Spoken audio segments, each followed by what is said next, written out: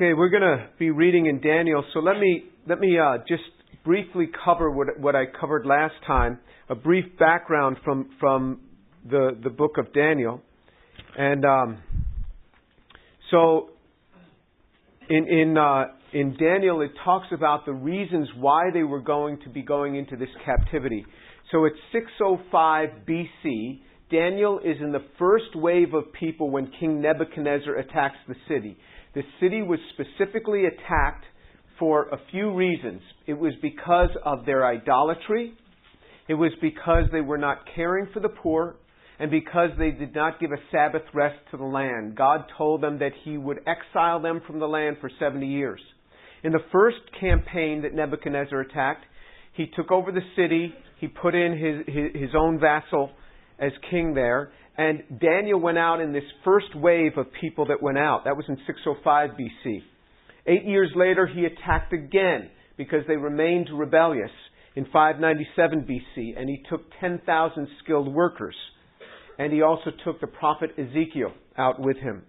In 587 BC and 586 BC, he came the third time and he utterly destroyed Jerusalem. He burned it to the ground.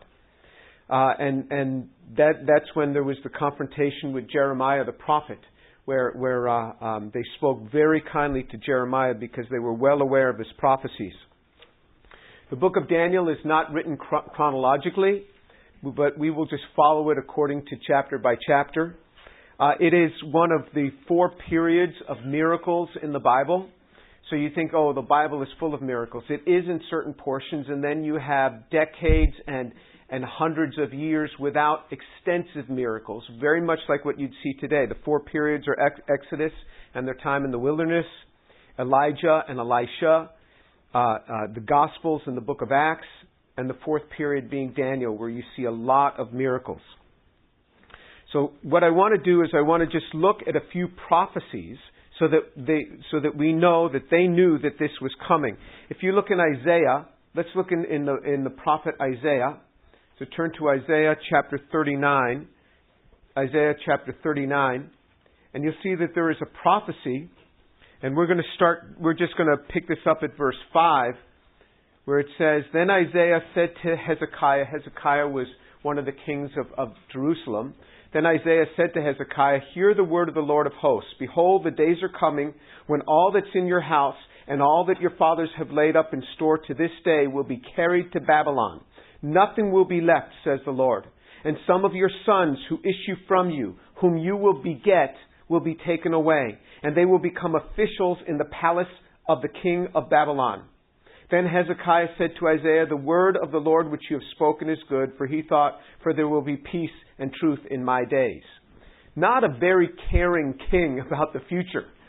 So this prophecy comes and he was okay with it because there was a prophecy of destruction after he was gone. So he didn't seem to really care. But it was very specific. It said that this city will be taken over by the Babylonians, and that offspring of his, descendants of his, are going to be taken into Babylon and become officials in Babylon. And it was among the nobility that Daniel and his 3 friends were from that group, from the upper class there. And you can see that this was prophesied, and this prophecy comes out about 75 to 100 years before it ever took place. Okay, let's turn to Jeremiah, the prophet Jeremiah. We're going to read in Jeremiah chapter 21. Jeremiah chapter 21, and we're going to look down at verse 6. So Jeremiah was prophesying. He says, I will also strike down the inhabitants of this city, both man and beast. They will die of great pestilence. Then afterwards, declares the Lord, I will give over Zedekiah, king of Judah, and his servants and the people, even those who survive in this city from the pestilence, the sword, the famine, into the hand of Nebuchadnezzar, king of Babylon, and into the hand of their foes, and into the hand of those who seek their lives, and he will strike them down with the edge of the sword. He will not spare them nor have pity on them. So you see that Jeremiah prophesies specifically, and this may be about a decade before it occurred. He names specifically who is going to do this overcoming. He says Nebuchadnezzar by name is going to do this. So ultimately, when Nebuchadnezzar comes and destroys the city for the final time, he actually has his guards isolate Jeremiah, who was actually imprisoned by the king of Jerusalem for the things that he was prophesying, and he met with him, or had his people meet with him specifically. Look in Jeremiah chapter 39. Jeremiah chapter 39. We'll start reading from verse 11. Jeremiah 39, verse 11. Now Nebuchadnezzar, king of Babylon, gave orders about Jeremiah through Nebuzaradan, the captain of the bodyguard, saying, "Take him and look after him, and do nothing harmful to him, but rather deal with him just as he tells you." So Nebuzaradan, the captain of the bodyguard, sent word along with Nebuchadnezzar, the Rabsaris, and Negar-Sar-Ezer, the Ragmab, and all the leading officers of Babylon. They sent and took Jeremiah out of the court of the guardhouse and entrusted him to Gedaliah, the son of Ahikam, the son of Shaphan, to take him home. So he stayed among his own people. Now turn over one chapter. Go to Jeremiah chapter 40. Jeremiah chapter 40, and we'll start reading at verse 1. Then the word of the Lord came to Jeremiah from the Lord after Nebuzaradan, king of the bodyguard, had released him from Ramah, when he had taken him and bound him in chains among all the exiles of Jerusalem and Judah who were being exiled to Babylon. Now the captain of the bodyguard had taken Jeremiah and said to him, "The Lord your God promised this calamity against this place, and the Lord has brought it on and done just as he promised." So you see that this is the Babylonians are very well aware of what Jeremiah had prophesied. That Jeremiah had prophesied that Nebuchadnezzar will take over this land. Because remember, Nebuchadnezzar has this amazing school of wise people there that are counseling him, that are even telling him what the prophets in Jerusalem are saying. And they say, just as you prophesied, it has come about. He says in verse 4, "But now, behold, I am freeing you today from the chains which are on your hands. If you would prefer to come with me to Babylon, come along, and I will look after you. But if you would prefer not to come with me to Babylon, never mind. Look, the whole land is before you. Go wherever it seems good and right for you to go." As Jeremiah was still going back, he said, and Jeremiah was still not going back, he said, "Go on back then to Gedaliah, the son of Ahikam, the son of Shaphan, whom king of Babylon has appointed over the cities of Judah, and stay with him among the people, or else go anywhere that seems right to you." So the captain of the bodyguard gave him a ration and a gift and let him go. And then he ends up going to Mizpah. So Ezekiel was actually taken captive, and he went up into Babylon during that second attack, that second wave. With the 10,000 skilled workers he went. But Jeremiah he let go. So we see that there's this confluence of all these prophets and the people of Babylon knowing about this. Okay, so now let's turn to Daniel and start and pick up now in Daniel. We're going to start reading in chapter 1. Daniel chapter 1, and we'll review the two verses we read last time. In the third year, chapter 1, verse 1, in the third year of the reign of Jehoiakim, king of Judah, Nebuchadnezzar, king of Babylon, came to Jerusalem and besieged it. The Lord gave Jehoiakim, king of Judah, into his hand, along with some of the vessels of the house of God. And he brought them to the land of Shinar, to the house of his God, and brought the vessels into the treasury of his God. And what we talked about is this is not merely the strong overcoming the weak. God did this. It says, the Lord gave Jehoiakim, king of Judah, into his hand. The Lord did this. And we talked last week about how the Lord allows things to happen in people's lives. And how Daniel was caught up in the disobedience of Israel. In the disobedience of Judah. He was not disobedient. His friends were not disobedient. But we are caught up in what happens politically and socially. We are caught up in this. And what God is doing is He's teaching us to learn how to live. So the instruction in the book of Daniel is He's teaching Daniel and Israel and believers in general how to live under quote-unquote Gentile rule. We are under politicians. We are under world governments. How do we live under them? This is what he's teaching us.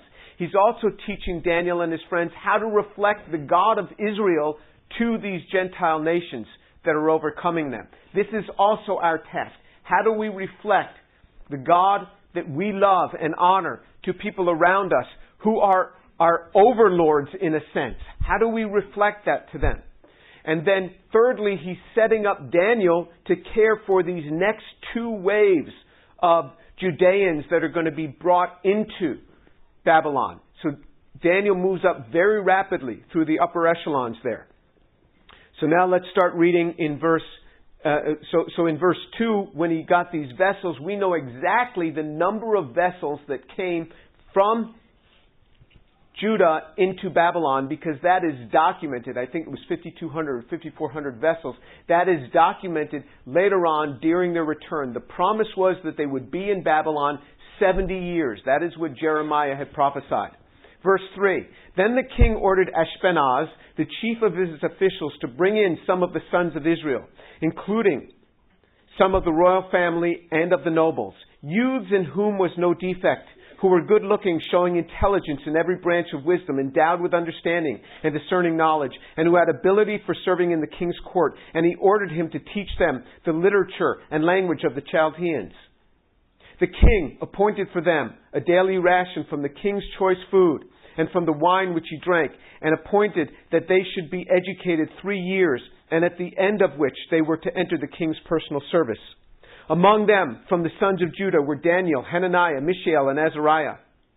Then the commander of the officials assigned new names to them. To Daniel he assigned the name Belteshazzar. To Hananiah, Shadrach. To Mishael, Meshach. And to Azariah, Abednego. So, it says that the king ordered Ashpenaz, the chief of his officials. The chief of his officials, he was a eunuch. Eunuch means that a man who has been castrated. And Daniel and his 3 friends were probably castrated as well, as were most men that worked in the palace area. And in fact, it caused men to be extremely dedicated in service because they weren't attracted to women anymore. The drive goes away substantially. If they're castrated after puberty, these men were at least 15 to 20. If they're castrated after puberty, they continue to look like a man. They have the deep voice. But if they're castrated before puberty, the voice never changes. But much of the sex drive goes away. So these 3, Daniel and his 3 friends, there's a lot going on in their lives. So Ashpenaz is the chief of the eunuchs. These men are probably made into eunuchs as well, just because of the signs of the times that we have, the writings of the times, though it doesn't specifically say it here. But we do see, we have no indication of Daniel ever marrying. And it says that they brought in the royal family and some of the nobles. So whether Daniel and his 3 friends were among the actual descendants of the kingly line or just of the nobility, we are not sure. But they were from the upper echelons of Jerusalem. These are who were brought in. And the king specifically chose these Hebrew young men, and he said he wanted ones in whom there was no defect, so they couldn't have a limp or a cleft palate, a cleft jaw or something like that. It couldn't happen. They were good looking. They had to show intelligence in every branch of wisdom. So in other words, they would speak with them, and the way they would answer, how quickly they could answer, would affect whether they were chosen or not. In every branch of wisdom and endowed with understanding and discerning knowledge. In other words, they're questioned. Can they answer? Can they answer? This is a real test. So they're brought in. So just think of this. They're coming from a little city, Jerusalem. Remember, Jerusalem, the old city of Jerusalem, is about 1/3 the size of the Rice campus. It's a small, walled city. They're brought into this huge Babylon. Babylon was the biggest city. Babylon was where the Tower of Babel was in Genesis. Babylon is now a huge city, very well developed. They're brought into this. Who knows what they saw during this first conquest? How many people they saw die? Whether their parents died or not, we don't know. But certainly they were torn away from their homes. They're right about the age of many of you in this room, somewhere between the ages of 15 and 20. They're brought into this environment, and the first thing, they start going through a testing. Because what the king would do is he would bring people in, they would be trained in the teachings of the Chaldeans, and then he would send them as his ambassadors into his conquered kingdom. Many of them may be returning to Jerusalem, but now after they have been taught. And so once they chose them, it says that whoever had ability for serving in the king's court, and he ordered to teach them the literature and the language of the Chaldeans. So this involves science, but it also involves the occult. Remember, Babylon was the biggest place of idol worship. And one of the penalties for being overcome by Babylon was because of Israel's idol worship. So he gave them idols till it was coming out of their ears. He said, you want idols? I'm going to take you to Babylon. You'll see idols. And, in fact, that Israel never underwent idol worship again. After the diaspora, after that first 70 years when they came back, idol worship has never been a problem for Israel again to this day. Jews are extremely sensitive about idol worship. And they will resist it at all costs because of this event. And so they had to teach, they had to undergo this. It says, the king appointed for them a daily ration from the king's choice food and from the wine which he drank, and he appointed that they should be educated 3 years. So 3 years of education he put them through. 3 years of education, so they're going to teach them very clearly how to read, write, and to speak the language of these people. They're going to have to learn how to do that, this Aramaic. And we know that because of the 12 books, the 12 chapters in Daniel, half of them are written in Hebrew, the other half are written in Aramaic. So he learned it very well. Very high training, high level of training. And it says, at the end of which they were to enter the king's personal service. Now among them from the sons of Judah were Daniel, Hananiah, Mishael, and Azariah. It's interesting, if you go into a Jewish home, they will know this story of Daniel very well.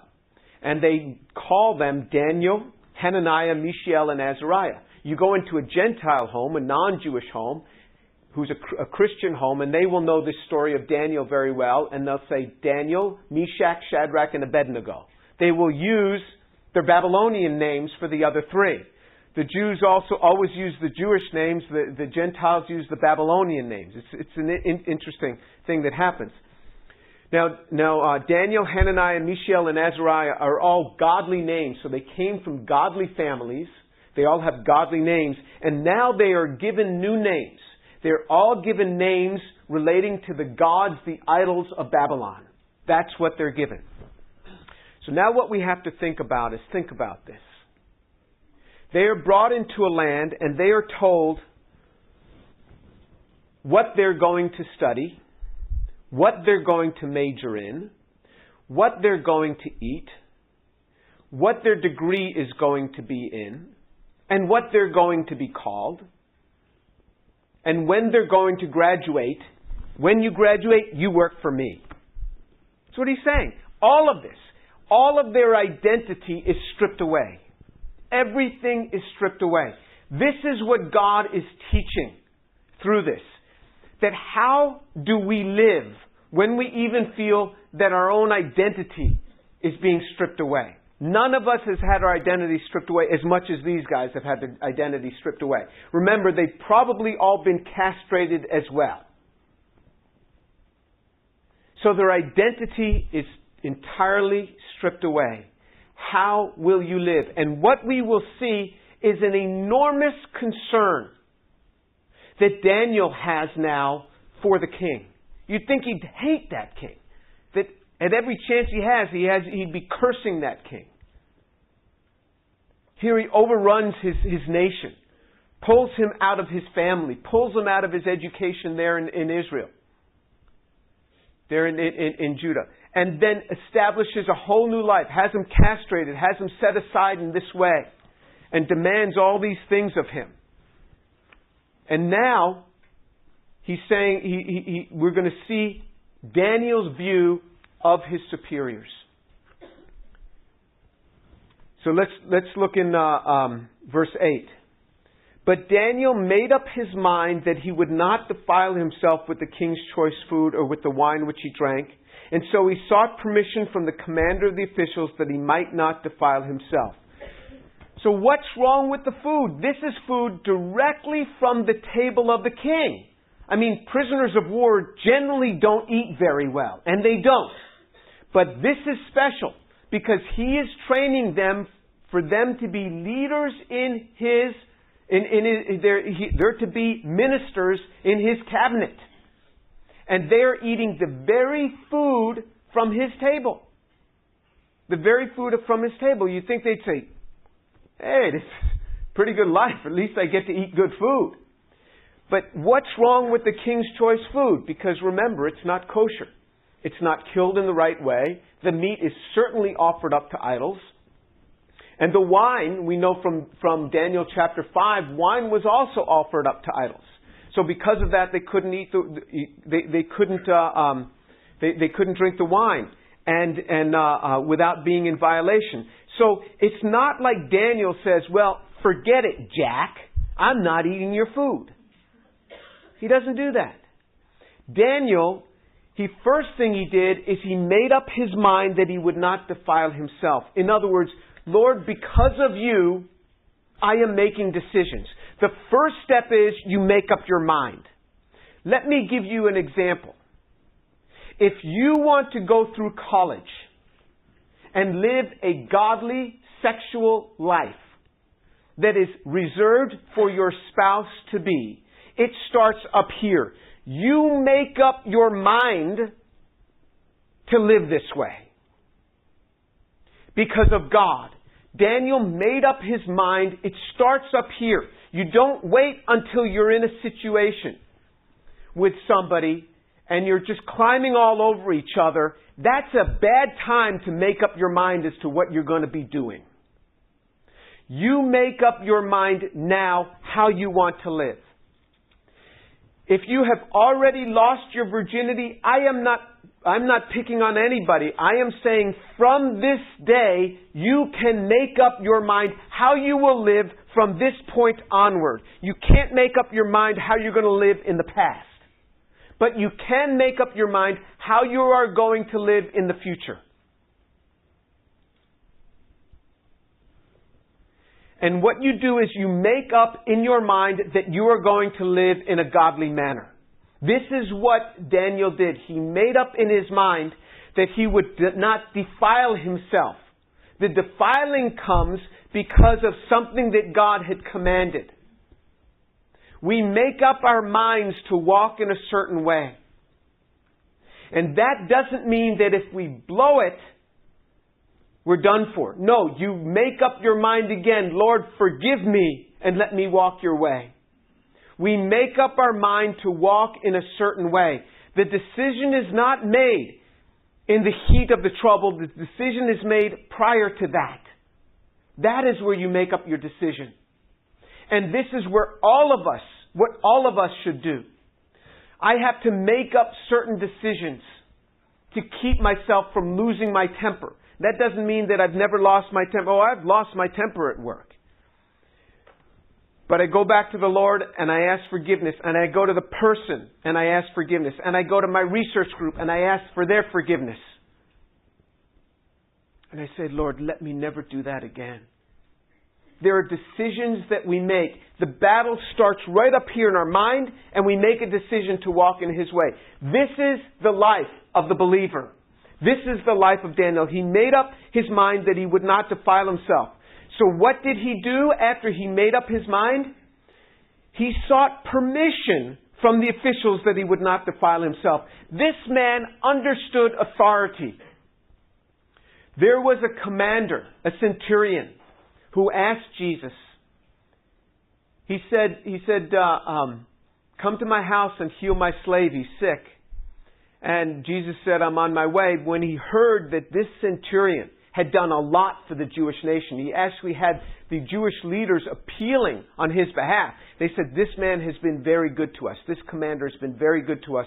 Please go and do what he asks you. And Jesus is on his way. Why is Jesus on his way to this Gentile's home? Because Jesus knows the promise that was given to Abraham. Those who bless you, I will bless. Those who curse you, I will curse. This man had blessed the Jewish nation. Jesus said, I'm on my way to his house. As Jesus is going, the commander sends someone and says, don't even bother coming to my house. I'm not even worthy to have you come in my house. You just speak the word, my slave will be well, and it'll be done. And Jesus is like, whoa, I have not seen such faith in all of Israel as I have seen in this man. That's what Jesus said. He is praising the faith of a Gentile. You don't see him ever praising the faith of a Jew. But he's praising the faith of a Gentile. Because he says, that man said, I am a man under authority and in authority. And when I say to one of my soldiers, do this, he does it. And to another, do that, he does it. So just speak the word and he'll be well. And Jesus recognizes that this man understood authority. And he praised him for his faith. When we understand authority, it is huge. This is why I really respect the local church leadership. Because this is authority to me. I know the pastor very well. I know Roger, the pastor, very well from the time he was a youth pastor.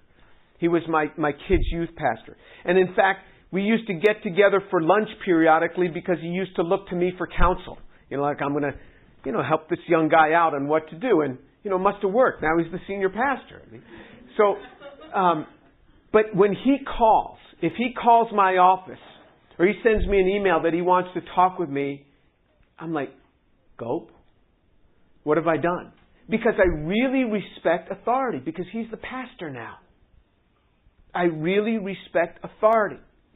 I'm not going to speak poorly of authority, of my authority. I'm not going to speak poorly of the chairman of my department. I'm not going to speak poorly of my pastor, because they are in authority. The New Testament tells us to honor the authority that's over us. Daniel understood authority. He didn't just dig in his heels. He made the decision in his mind, but he said, I don't have the ability to execute this. So he appeals. He's appealing now, it says, to the commander of the officials. Well, who's the commander of the officials? Well, it says back in verse 3, the king ordered Ashpenaz, the chief of his officials. So he appeals to Ashpenaz. Look at verse 9 of Daniel chapter 1. Now God granted Daniel favor and compassion in the sight of the commander of the officials. And the commander of the officials said to Daniel, I am afraid of my lord the king, who has appointed your food and your drink. For why should he see your faces looking more haggard than the youths who are your own age? Then he would make me forfeit my head to the king. So he appealed. It says God granted him favor in the eyes of the commander of the officials. This is what God does. I pray for favor all the time. Lord, grant me favor in the eyes of the university president. I do that. And he calls me to his office periodically just to get a feeling for, what's happening in the trenches. Lord, grant me favor. You can pray, Lord, grant me favor with my boss. Lord, grant me favor with those in authority over me. Pray that prayer. This is what Daniel did. The Lord grants favor. The Lord opens doors. The Lord closes doors. The Lord does things. Daniel appealed. And what was the answer? He says, look, Daniel, you're a great guy. I really like you and your 3 friends. But if you guys start getting skinny and looking haggard on me, the king's going to take off my head. I just can't do it. So Daniel didn't say, well, forget you. You're not going to give me what I want. I'll just do it anyway. No, this man understood authority. Jesus equated authority, understanding authority, with faith. So it says in verse 11, but Daniel said to the overseer, whom the commander of the officials had appointed over Daniel, Hananiah, Mishael, and Azariah. So this is no longer to Ashpenaz. This is to his direct overseer, the one who had been appointed specifically over him. So he goes to his overseer and he says this. He says, please, verse 12, test your servants for 10 days and let us be given some vegetables to eat and water to drink. And let our appearance be observed in your presence, and the appearance of the youths who are eating the king's choice food, and deal with your servants according to what you see. I mean, Daniel's a sharp guy. He says, could you just test us in this? So just because he heard no the first time, he was convinced in his mind that God was going to give him a victory. So do you see that faith means sometimes appealing again? And he says, let's try a test. Test us now in this just for 10 days. I mean, we can't get too skinny in 10 days. Let us eat just vegetables, because vegetables are always going to be kosher. Let us eat just vegetables, and we'll just drink water. We won't drink their wine. And test us and see how we look compared to the other guys.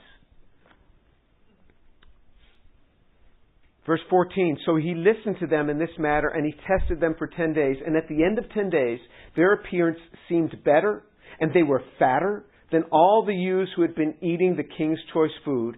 So the overseer continued to withhold their choice food and the wine they were to drink, and he kept giving them vegetables. This was an intervention of God. What about this choice food? How come we can't enjoy this choice food like all the other guys? Well, you can enjoy it. But do you want to be dedicated to the Lord? How come I can't sleep around like everybody else? Well, because I'm dedicated to the Lord. How come I can't just have all these boyfriends like all these other girlfriends of mine have? Well, because you're dedicated to the Lord. That's why. That's why. You could do it. You have the free will. You have the free will to do it. He gives us the free will to be able to do all of these things that the world enjoys. We have the free will. We can choose our own lifestyles, but we cannot choose the consequences. That's already been ordained. That's already been established. The consequences we cannot choose. But we can choose the lifestyle. Daniel made a decision. His friends made a decision. He understood authority. He went through the levels of authority, and God granted him favor. And I think if this guy had said no, if God didn't open the door, he would have to eat the food.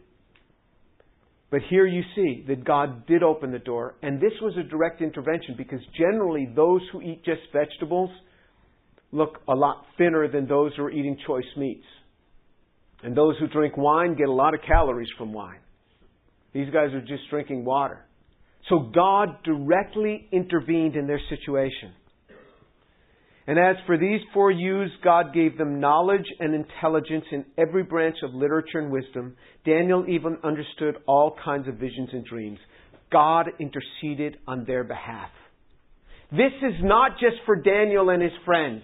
If you learn to pray that God would intercede on your careers, on your work, on your research, on your classwork, on your exams, He will do that. I prayed my way through school. I really did. And I still pray for God's intervention in my work. Because in my work, what really distinguishes people is not how smart they are. Not how many facts in chemistry they know. But what really distinguishes a person is their creativity. When you come up with something and people read your articles and they're like, whoa, I wish I'd have thought of that. That's what distinguishes. Where does creativity come from? God grants it. That's what I pray. You can pray that God fills you, that God gives you. That is what's demonstrated to us, that God interceded. And this wasn't good Jewish teaching. This was teaching in the occult. Not that they had to practice it, but they had to understand it. This was teaching in what idols are what in this, along with science. This was teaching in astrology. And we know there was teaching in astrology because we're going to see it later on. They had to learn about all this astrology, this worship of stars. They didn't participate in the worship of stars, but they had to learn it. When you're in medical school, you're going to learn how to perform abortions. And that might be totally grotesque to you because you value human life. And you'll feel like Daniel. and his 3 friends in Babylon. I remember sitting in classes as an undergraduate taking religion where the professors seemed to just dump on Christianity. Where you'd go to Introduction to Philosophy and they'd quickly disprove the existence of God. There are things that you have to sit through in life and learn, but you don't have to be one with it. But we are exposed to these things because this is not a theocracy. We are living under Gentile rule, under unbelievers' rule. So we have to live within this framework. This is why I am not afraid of secular universities for believers. I'm not afraid of it. This is where we engage with the world. We have to learn these things. But God can endow us with wisdom and intelligence in all of these branches so that we become better than everyone else in it, though we are not active participants in it. Let's pray. Abba, Father, thank you so much for your word, for the truth of it. And I pray, Lord, for these young people, that you would give them a heart like Daniel, to make a decision in their mind. They would make up their minds when it comes to their sexual lives, when it comes to their dedication of their bodies for you, the dedication of their minds for you. Lord, that they would make up their minds even now to dedicate their lives to you. Father, let them make up their minds. And then, Lord, grant them the wisdom to appeal to authority as they go through life, to understand authority. Father, I pray that they'd understand authority and learn the great blessing that comes by working through authority. And Lord, I pray for those here that do not know you, that this very day they would say, Lord God, forgive me because I'm a sinner. Forgive me and come into my life. Lord, that they too will know the power that comes through our Lord Jesus Christ filling a life. Father, teach us your ways, how to live in this world. Teach us how to reflect the God whom we serve to the unbelievers, that we would reflect that to the unbelievers. Lord, bless these young people in the name of Jesus. Amen. If you like the content that's coming out on this channel, I've not monetized it in the sense of advertising, but if you want to give and you want to help support it, you can give to a 501c3, so it's fully tax deductible, and you can see the link below. We'd love to have your participation, and there's several mechanisms by which you could give. Thank you.